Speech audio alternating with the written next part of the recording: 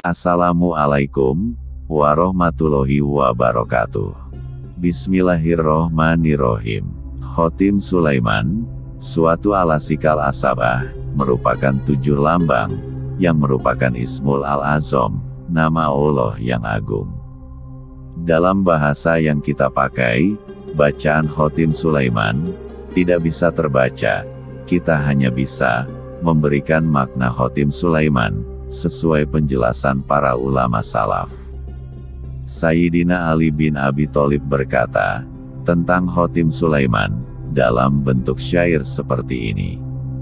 3 tongkat dibariskan, setelah gambar bintang, di atasnya terdapat semacam tombak yang melengkung, dan terdapat mim terhapus, tidak berlubang tengahnya, dan terpisah kemudian, semacam gambar tangga yang di dalamnya, terdapat 2 garis.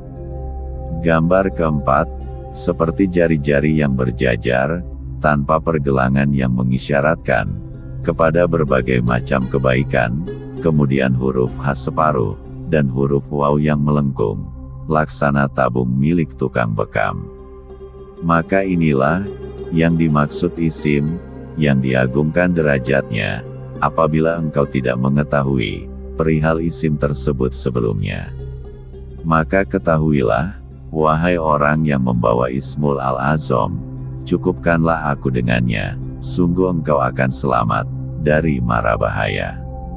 Makna Khotim Sulaiman, sebuah raja atau wifik, yang tertulis pada cincin Sulaiman, diungkap dari sebagian ulama, sebagai asma Allah, bila diterjemahkan dalam bahasa Arab, adalah Fardu, Jabbar, Syakur, Sabit, Zabir, Khobir, Zaki.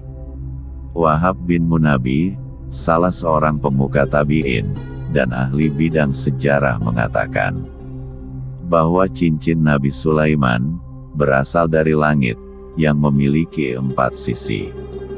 Pada sisi pertama, tertulis kata, La ilaha illallah, wahdanu la syarikalah, Muhammadun abduhu wa rasuluh. Tidak ada Tuhan selain Allah, tidak ada sekutu baginya, Muhammad adalah hamba dan rasulnya. Pada sisi kedua, tertulis kata, Allahumma malikal mulki, tutil mulka mantasya, wa tanziul mulka mantasya, wa tu'izu mantasya, wa tusilu mantasya. Wahai Allah, Raja yang memiliki kerajaan, engkau berikan kekuasaan kepada yang engkau kehendaki. Engkau cabut kekuasaan dari orang yang engkau kehendaki.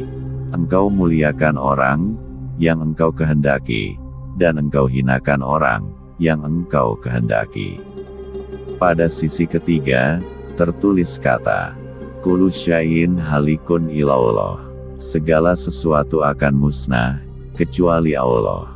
Pada sisi keempat, tertulis kata, Tabarokta ilahi, la syarika laka. Maha suci engkau, wahai Tuhanku, yang tidak ada sekutu bagimu.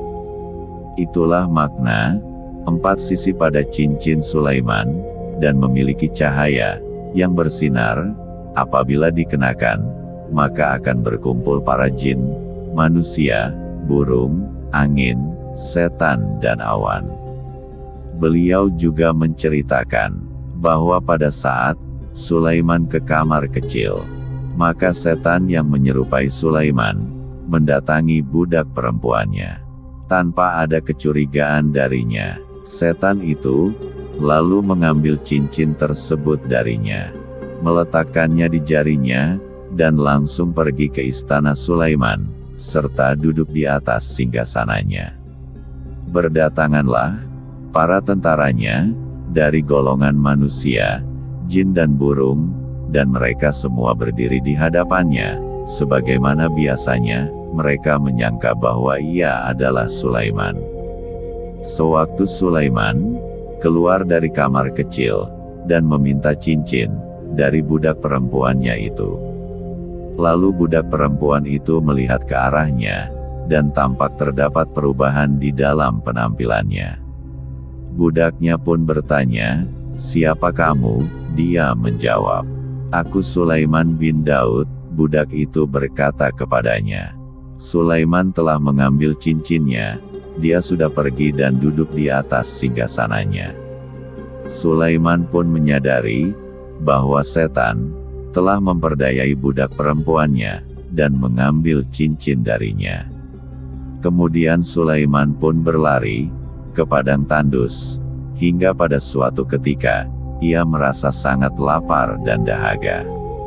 Dan terkadang ia meminta kepada orang-orang agar memberikannya makanan, sambil mengatakan, "Aku Sulaiman bin Daud." Namun orang-orang tidak mempercayainya. Sulaiman berada dalam keadaan lapar selama 40 hari.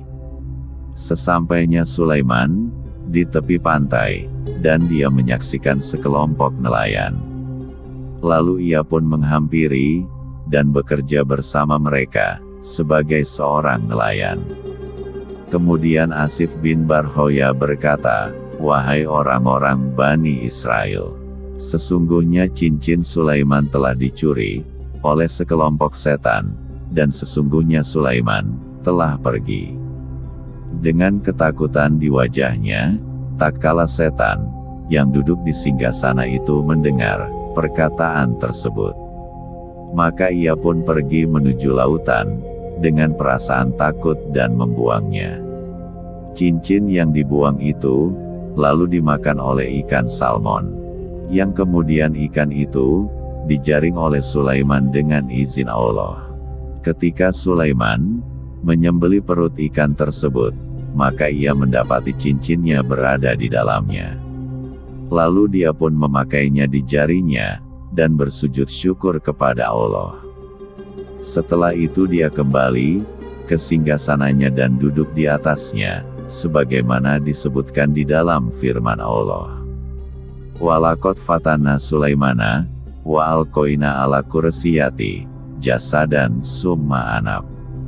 Dan sesungguhnya kami telah menguji Sulaiman, dan kami jadikan dia tergeletak di atas kursinya, sebagai tubuh yang lemah karena sakit, kemudian ia bertaubat. Cara mengamalkan Qasam dan Khotim Sulaiman. Sholat hajat 2 rakaat, sesudah sholat, baru kita tulis Khotim Sulaiman, dari arah kanan ke kiri, seperti menulis tulisan Arab pada umumnya. Niatkan dalam hati, bahwa kita menulis Raja Asmaullah yang agung, dan yakinkan hati kita, bahwa Khotim Sulaiman ini adalah Asmaullah yang sangat besar manfaatnya. Sesudah ditulis, bacakan 1 atau 3 kali Qasam Sulaiman. Hal ini bertujuan untuk mengaktifkan kekuatan Khotim Sulaiman. Qasam Sulaiman ibarat kata kunci dalam membuka energi Khotim Sulaiman, sekaligus berisi perintah untuk mengaktifkan daya kekuatannya. Setelah selesai ditulis, kita lipat dan letakkan di tempat yang baik. Usahakan jangan dibawa ke tempat maksiat. Selama membawa Khotim Sulaiman, memperbanyak berzikir kepada Allah. Adapun manfaat Khotim Sulaiman dan Qasamnya. Manfaat yang pertama, jika Khotim Sulaiman digantungkan pada bendera pasukan perang, maka insya Allah diberi kemenangan. Apabila dibawa untuk menghadap penguasa, maka yang membawanya akan dijaga oleh Allah dari kejahatan penguasa tersebut. Manfaat yang kedua, apabila Khotim Sulaiman dibawa untuk menghadapi orang yang zalim, maka akan diselamatkan dari segala hal yang tidak diinginkan, dan akan diberi kemampuan untuk mengalahkan orang zalim tersebut. Manfaat yang ketiga, apabila Khotim Sulaiman selalu dibawa, maka orang yang membawanya akan terlepas dari segala gangguan sihir, santet, ilmu hitam, baik jarak dekat maupun dari jarak jauh. Manfaat yang keempat, untuk mengeluarkan jin yang masuk ke dalam tubuh. Khotim Sulaiman dikalungkan di leher orang yang dimasuki jin tersebut. Untuk menyembuhkan orang pingsan, Khotim Sulaiman ditaruh di bawah bantal orang yang pingsan. Manfaat yang kelima, jika ditulis Khotim Sulaiman, lalu ditaruh pada tempat usaha, dagangan yang sepi, maka usaha atau dagangan tersebut akan ramai.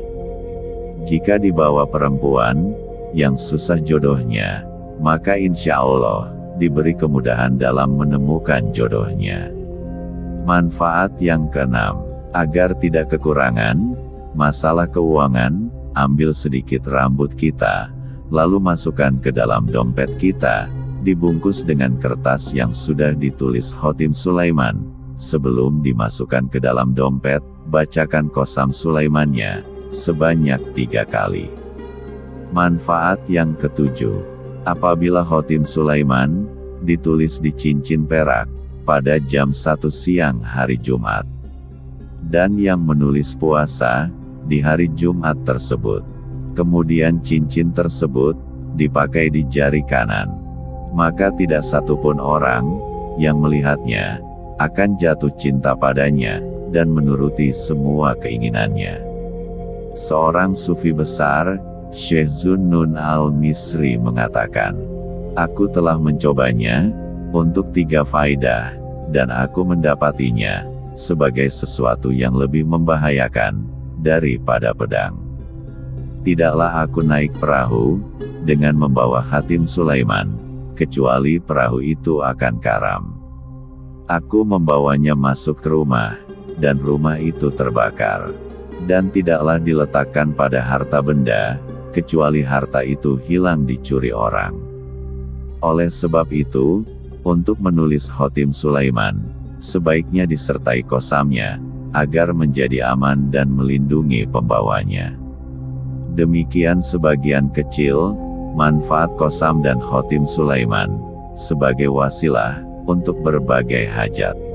Keberhasilan ilmu ini tentu tidak akan mendahului kehendak Allah, namun bisa memberikan kita sugesti untuk tetap berusaha. Sebab hanya dengan usaha, maka pertolongan Allah akan datang. Semoga bisa bermanfaat bagi kita semua. Mohon maaf bila ada salah kata. Wassalamualaikum warahmatullahi wabarakatuh.